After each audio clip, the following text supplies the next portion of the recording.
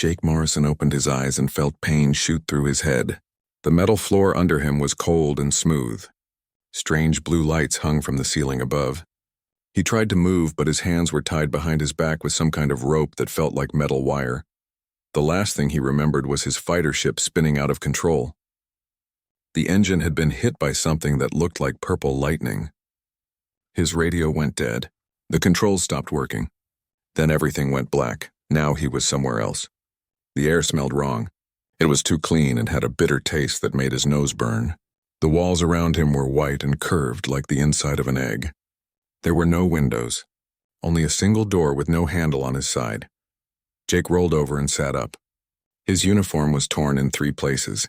Blood had dried on his left arm where something sharp had cut him. His head hurt, but he could think clearly. That was good. He needed to think if he wanted to get out of this place. The door made a soft hissing sound and slid open. 3 creatures walked in. They looked like people, but wrong in every way. Their skin was gray like old metal. Their eyes were too large and completely black.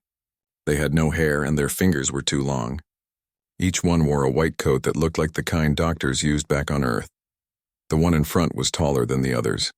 It carried a small device that beeped and flashed with red lights. When it spoke, its voice sounded like static from a broken radio.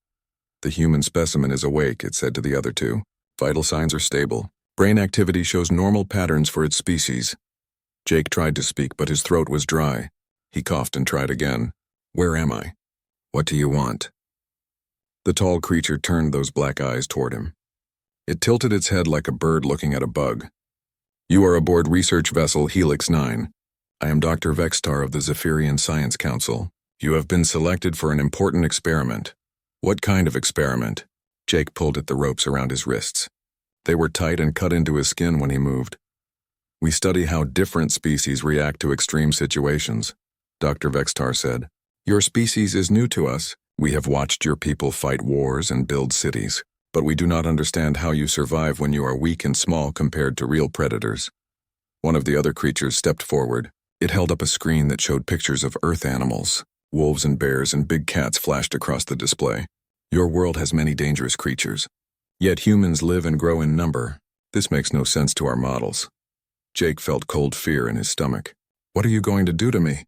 Dr. Vextar made a sound that might have been laughter, but sounded more like metal scraping against stone. "We will place you in a controlled environment with 3 juvenile Cathera.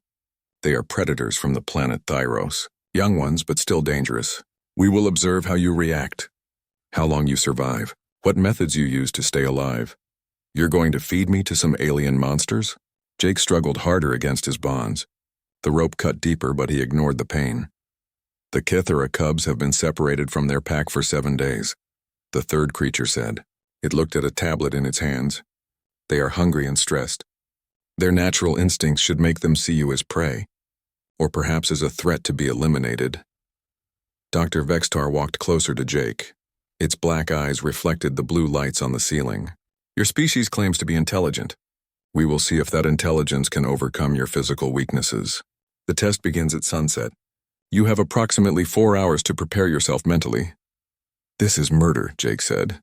"My people will come looking for me." "Your vessel was destroyed completely," Dr. Vextar replied. "As far as your people know, you died in the explosion. No one will look for you here." The creatures left through the sliding door. Jake heard it lock with a solid click. He was alone again in the white room with no windows and no hope of escape. For the first hour, Jake worked at the ropes around his wrists. He rubbed them against the edge of a metal bench that stuck out from the wall. The rope was strong, but he managed to fray it a little. Blood made his hands slippery. The work was slow and painful. While he worked, he thought about what the aliens had told him. Cathera cubs, predators from another world, hungry and stressed from being away from their pack. They wanted to see how long he could survive against creatures that were born to hunt and kill. Jake had grown up on a ranch in Montana. His father raised cattle and horses. From the time he could walk, Jake had been around animals that were bigger and stronger than him. He learned that size and strength were not everything. Sometimes the smallest dog could control a whole herd of cattle just by knowing how to move and when to bark. But these were not Earth animals. These were aliens from another world. They might think differently, act differently, Want different things. The door hissed open again. This time only Dr. Vexitar entered. It carried a tray with a cup of water and some kind of gray bread. You should eat, it said, setting the tray on the floor. You will need your strength. Jake had managed to get one hand free. He rubbed his wrists where the rope had cut them. Why are you doing this? What do you gain from watching me die? Dr. Vexitar stood with its hands behind its back. Knowledge is the only thing that matters. We have studied thousands of species across the galaxy. We understand what makes them strong or weak. But humans are different. You should have died out long ago. Your teeth are flat. Your claws are dull. You have no armor or poison or natural weapons. Yet you spread across your world and now reach for the stars. Maybe because we're smarter than you think, Jake said. Intelligence alone is not enough, Dr. Vextar replied. Many species are intelligent, but they still fall to stronger predators. There must be something else. Something we have not seen. This test will reveal the truth. Jake drank the water. It tasted like metal, but it helped his dry throat. The bread was bitter, but he forced himself to eat it. He needed energy if he was going to live through the night. The cubs will be released into the testing chamber at sunset. Dr. Vexitar said, You will be placed inside 30 minutes later. The chamber has cameras that record everything. We will watch and learn. And if I survive until morning, then we will know that humans possess something we do not understand. Something worth studying further. Dr. Vextar left again. Jake finished the food and water. Then he lay down on the metal bench and closed his eyes. He needed to rest. He needed to think. He needed to prepare for the fight of his life. Outside, through walls he could not see, an alien sun was setting. Soon he would face creatures that wanted to kill him. But Jake Morrison was not ready to die. Not yet, not without a fight. 2 guards came for Jake when the lights in his cell changed from blue to red. They were not the same creatures he had seen before. These were bigger and carried weapons that looked like silver tubes. They did not speak to him. The guards walked him through hallways that curved and twisted like the inside of a shell. The walls were covered with symbols that hurt his eyes to look at. Strange sounds came from behind closed doors. Some sounded like machines. Others sounded like animals in pain. They stopped at a large door marked with red symbols. One guard pressed his hand against a panel and the door slid open. Beyond it was a room the size of a basketball court. The walls were made of some kind of clear material that was stronger than glass. Above, Jake could see another room with windows. That was where the aliens would watch. The floor of the testing chamber was covered with sand and rocks. There were a few large stones that could be used for shelter. In one corner was a pool of water. In another corner were the bones of some animal Jake did not recognize. Enter, one of the guards said.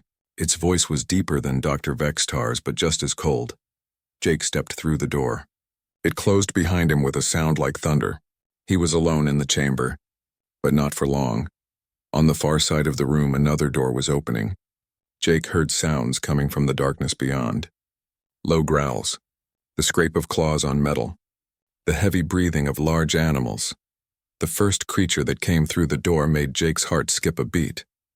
It looked like a wolf, but it was the size of a small horse. Its fur was black with silver stripes. Its eyes glowed yellow in the red light. Its teeth were as long as Jake's fingers and sharp like knives. 2 more came after the first. All 3 were young, but already deadly. They moved like shadows, spreading out to surround him. Their eyes never left his face. Their lips pulled back to show those terrible teeth. Jake forced himself to stay calm. He had seen wild animals before. Wolves and bears in the mountains of Montana. The first rule was never run. Running triggered their hunting instincts, made them see you as prey. The first cub was the largest. It held its head high and its tail straight. This was the one trying to be the leader. Jake decided to call it Ranger in his mind. The second cub was smaller but moved with careful steps. It watched everything and seemed to think before it acted. Jake named it Scout. The third cub was nervous. It kept looking at the other 2 and then at Jake. Its ears were back and its body was tense. This one was scared, and that made it dangerous. Scared animals attacked without warning. Jake called it Hunter. The 3 cubs spread out in a triangle around him. They were doing what came naturally to pack hunters, surrounding their prey so it could not escape. But they were also young and unsure. They had been taken from their real pack. They had no adult to teach them or lead them. Jake sat down on the sand. The movement made all 3 cubs tense up and show their teeth. But he did not act afraid. He made himself smaller and less threatening. He kept his hands open and visible. "Easy," he said in a low, calm voice. "Easy now." Ranger took a step forward and growled. The sound was loud in the closed chamber. Jake could see the alien scientists watching from above. Their black eyes reflected the red light like tiny mirrors. Jake did not move. He kept talking in the same calm voice. "I know you're scared. I know you don't understand what's happening, but I'm not going to hurt you." Scout tilted its head like it was listening. Its yellow eyes stayed fixed on Jake's face. Hunter crouched low and showed even more teeth. For an hour, Jake sat still while the cubs circled him. Sometimes one would come closer and sniff the air. Sometimes they would pace back and forth like caged animals. But none of them attacked. Jake started to understand their body language. When Ranger's tail went up, the other two paid attention to him. When Scout's ears pricked forward, it meant something had caught its interest. When Hunter's back legs tensed, it was getting ready to jump. The cubs were talking to each other without making sounds. Little movements of their heads and tails and ears. The way they positioned their bodies. It was like a language made of motion. Jake began to copy some of their movements. When Ranger showed his teeth, Jake looked away to show he was not challenging the cubs' authority. When Scout approached, Jake kept his body relaxed and non-threatening. Slowly, very slowly, the cubs began to relax too. They stopped showing their teeth all the time. Their muscles were not as tense. But they were still hungry and still saw Jake as something that did not belong in their space.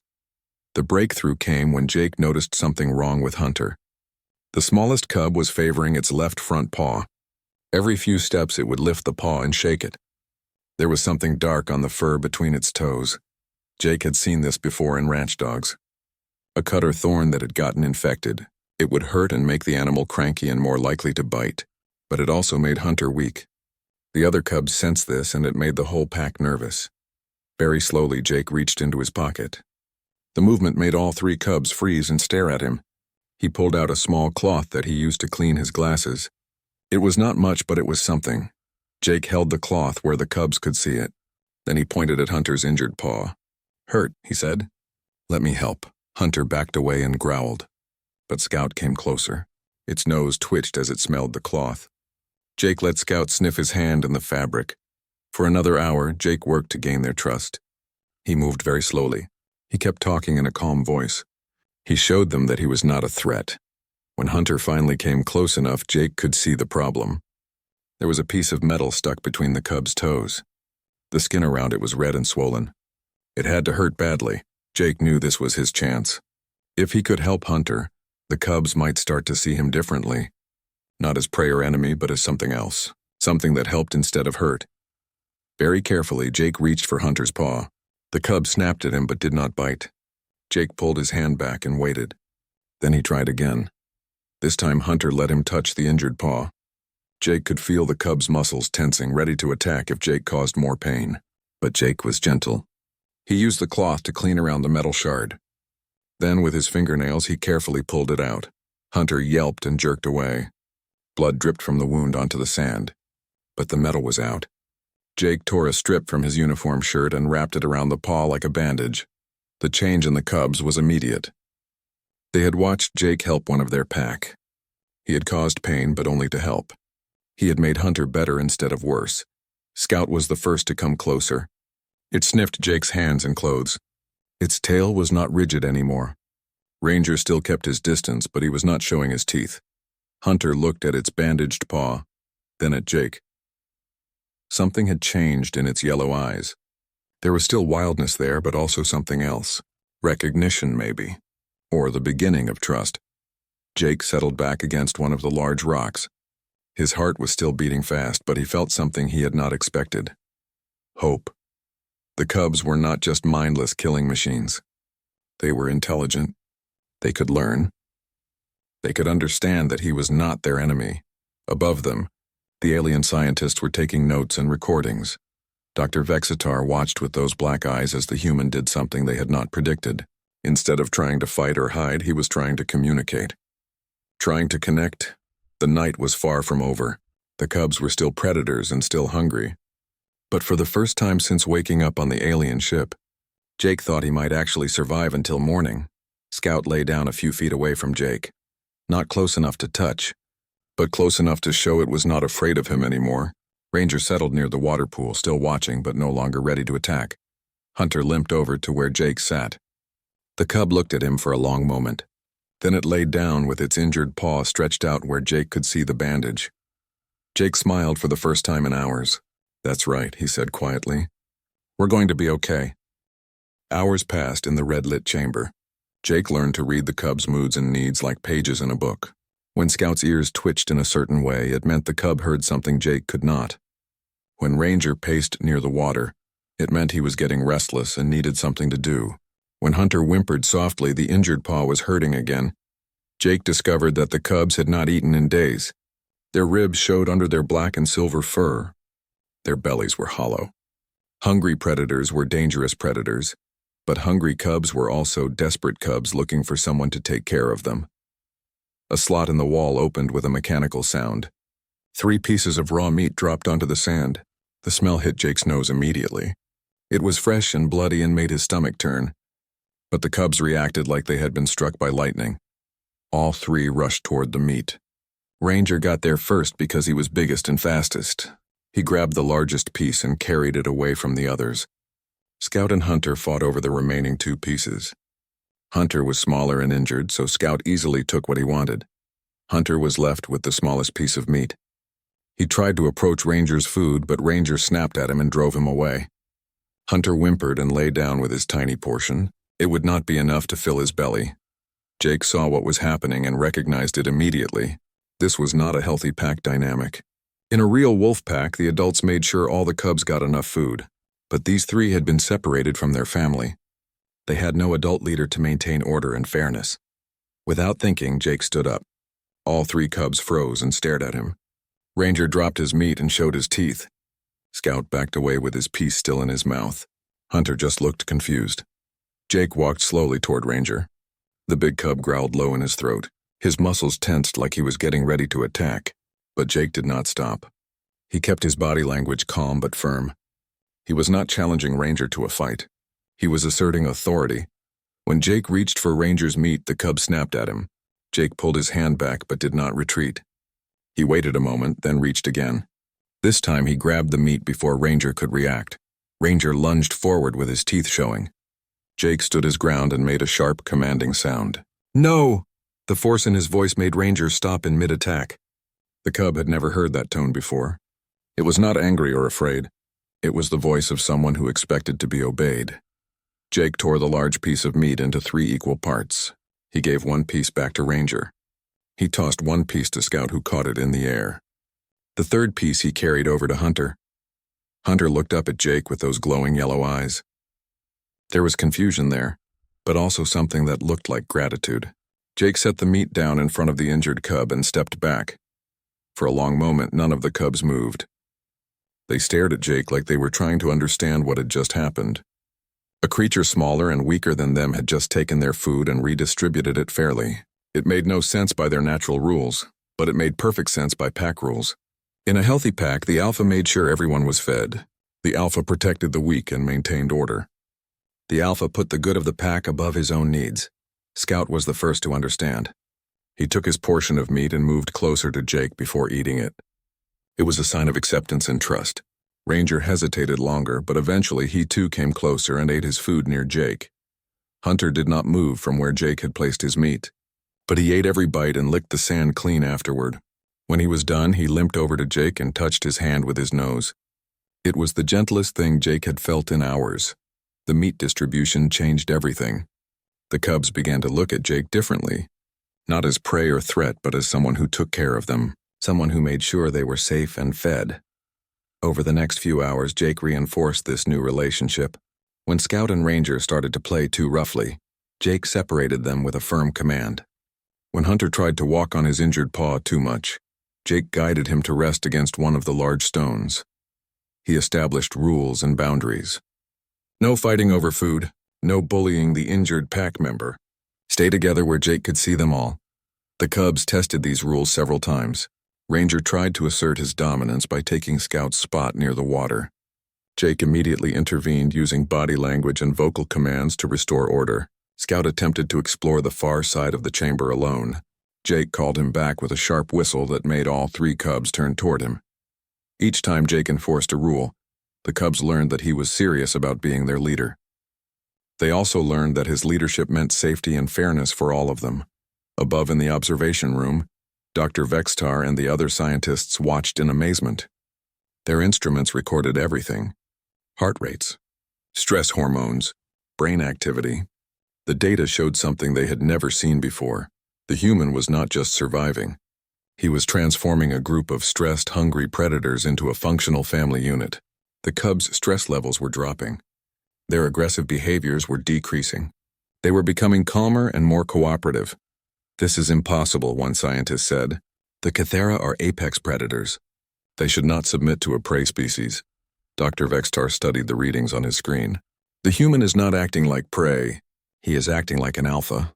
But how does a creature with no natural weapons or armor establish dominance over predators?"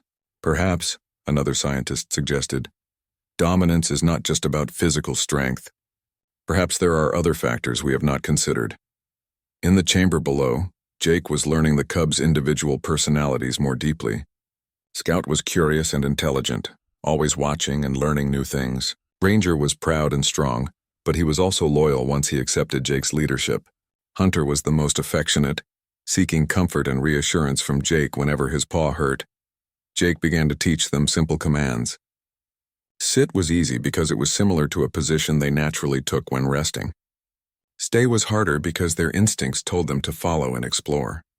Come was natural because pack animals were programmed to respond to their leader's call. The training served multiple purposes. It reinforced Jake's position as alpha. It gave the cubs mental stimulation to replace the boredom of captivity. And it created a communication system between species that had never met before. By the middle of the night, the cubs would sit when Jake raised his hand. They would stay in position when he pointed at the ground. They would come to him when he called their names, even though the names were sounds they had never heard before. More importantly, they began to protect Jake just as he protected them. When one of the alien guards appeared at the observation window, all 3 cubs moved to stand between Jake and the potential threat. When a loud noise came from the ship's machinery, they formed a circle around Jake with their backs to him and their faces toward the danger. Jake realized that he had accidentally created something the aliens never expected to see. He had not just tamed the cubs. He had joined their pack. They saw him as family now, as someone worth defending with their lives. The feeling was mutual. When Hunter's paw started bleeding again, Jake felt actual pain in his chest. When Ranger had trouble reaching the water because Scout was in the way, Jake felt protective anger toward the smaller cub. When Scout looked at him with those intelligent yellow eyes, Jake felt the same kind of love he had felt for the ranch dogs back home. These were not pets or tools. They were individuals with their own personalities and needs. They were his responsibility now, his family.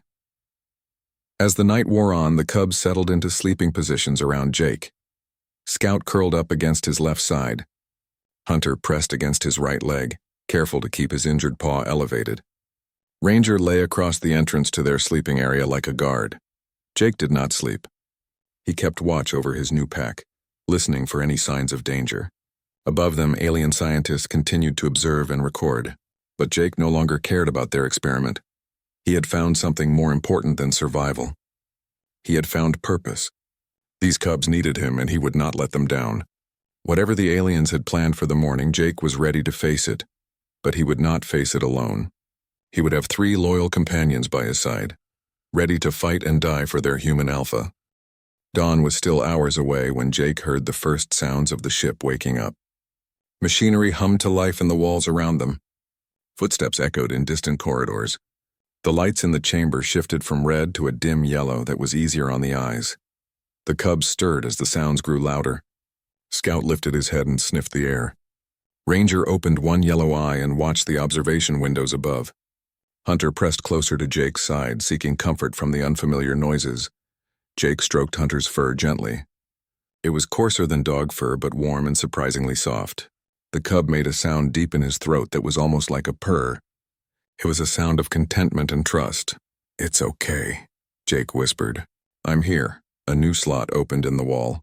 This time it was larger and higher up, More meat fell to the sand, but also something else. 3 metal bowls filled with water landed with a clanging sound that made all the cubs jump. Ranger was first to investigate the new arrivals. He sniffed at one of the bowls cautiously. The water smelled clean and fresh. After a moment's hesitation, he began to drink. Scout and Hunter followed, but they waited for Jake to check the water first. It was another sign of how completely they had accepted his leadership. They would not eat or drink anything until their alpha had approved it. Jake tasted the water. It was better than what he had been given in his cell, cool and clean with no metallic aftertaste.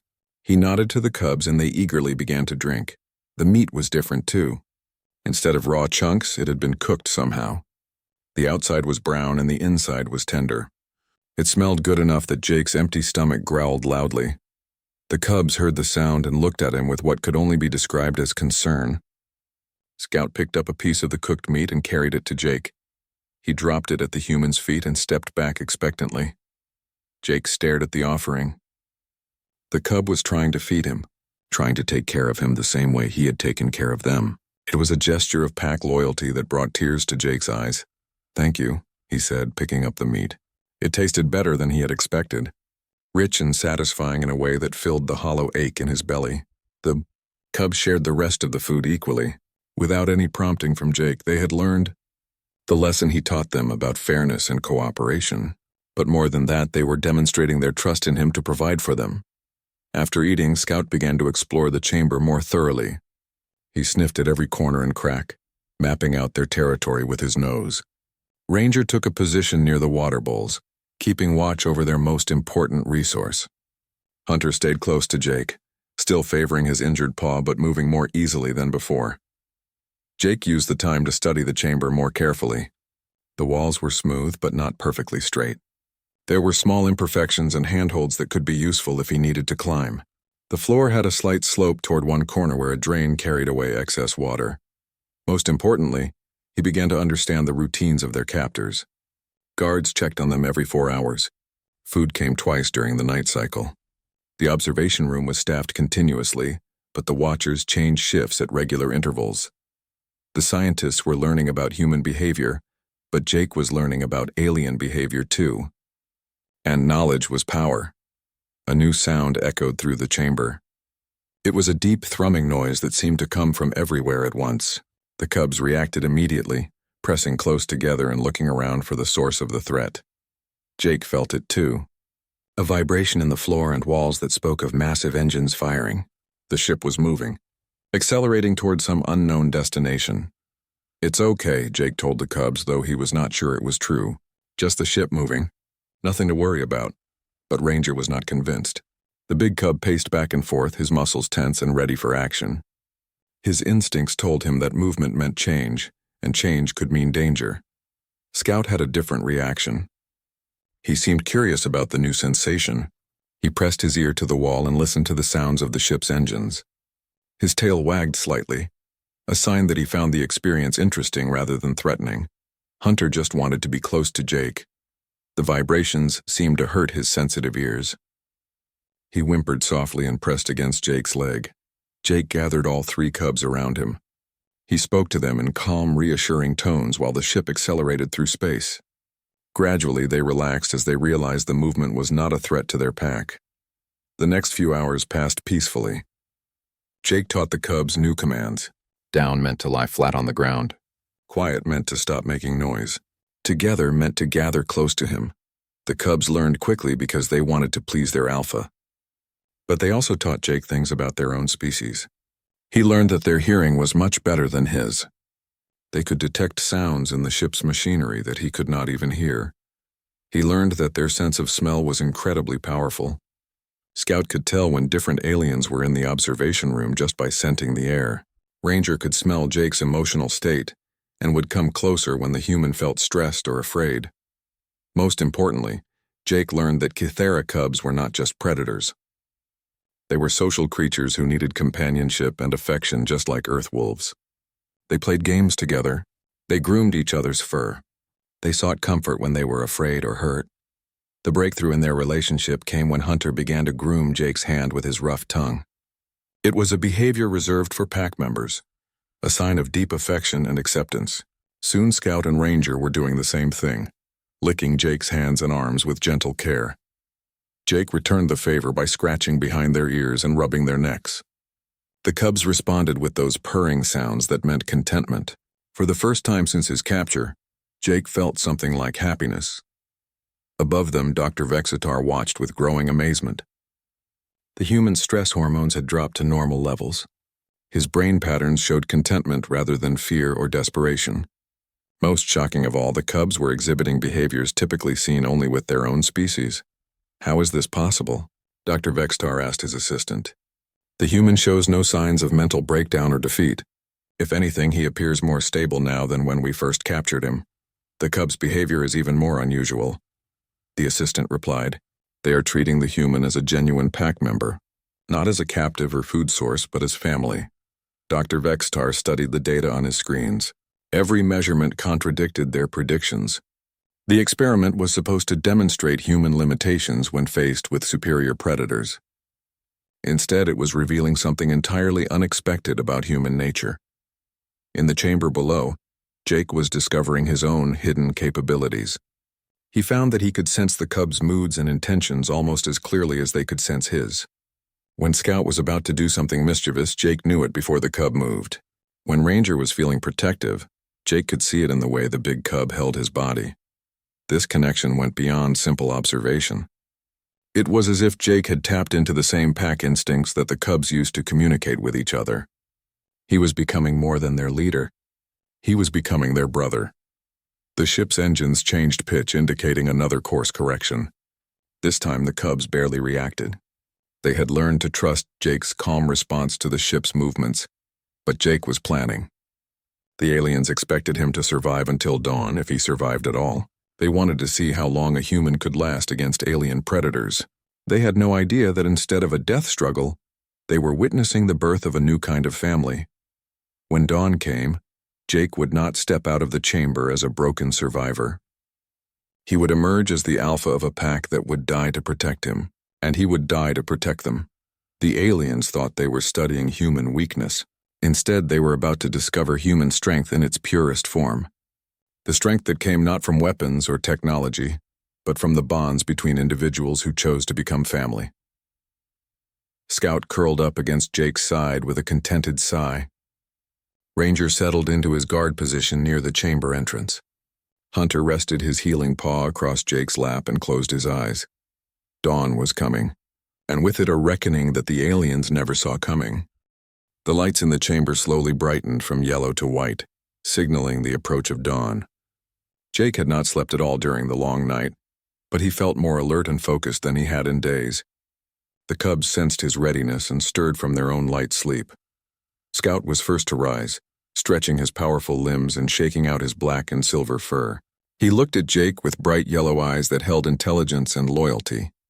Ranger emerged from his guard position with the fluid grace of a born predator, but his attention was focused on protecting rather than hunting. Hunter moved more carefully because of his injured paw, but the wound was healing well under Jake's makeshift bandage. The ship's engines had quieted during the night. Now Jake could hear new sounds through the walls, footsteps in corridors, voices speaking in the static-filled language of the Zephyrians, the sound of machinery being prepared for use above them. The observation room was filling with more aliens than Jake had seen before. Dr. Vexitar stood at the center of a group of scientists, all of them staring down at the chamber with their large black eyes. They carried tablets and recording devices. Some held what looked like weapons. Jake stood up slowly, and the cubs immediately moved to flank him. It was not a planned formation. They simply knew instinctively where they belonged. Scout took position at Jake's left side. Ranger moved to his right. Hunter, despite his injury, stood directly in front of Jake like a living shield. The main door to the chamber made its familiar hissing sound. But instead of opening, it remained closed. A speaker crackled to life somewhere in the walls. Human specimen Jake Morrison, Dr. Vexitar's voice filled the chamber. You have survived the night. This was unexpected. Jake looked up at the observation windows. He could see the alien scientist clearly now in the white light. Dr. Vexitar held a tablet and was making notes as he spoke. The experiment is concluded, Dr. Vexitar continued. You will be removed from the chamber and returned to your holding cell for further study. The Cathera cubs will be relocated to separate containment areas. No, Jake said. His voice carried clearly through the chamber.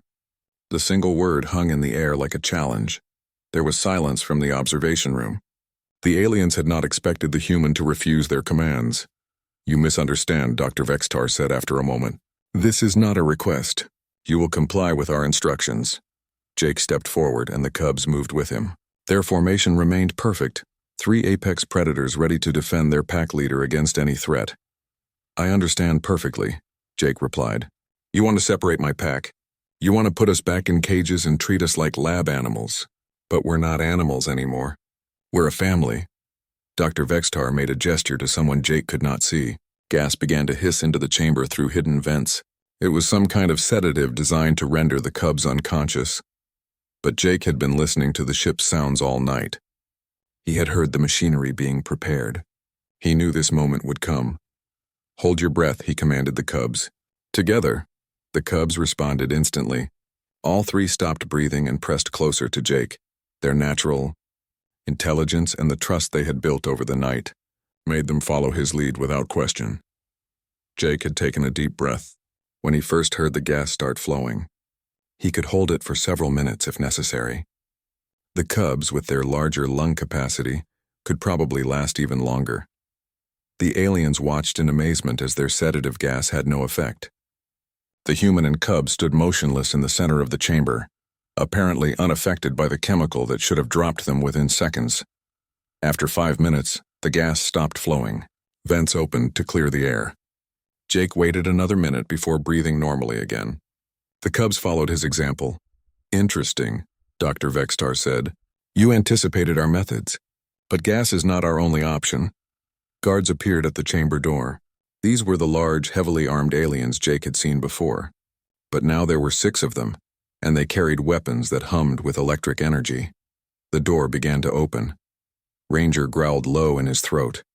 Scout's muscles tensed for attack. Hunter, despite his injury, bared his teeth and prepared to fight. But Jake held up his hand. Wait. The cubs stopped their aggressive display instantly. They remained ready for battle, but they followed their alpha's command to hold. Jake walked toward the opening door. The cubs stayed close but let him lead.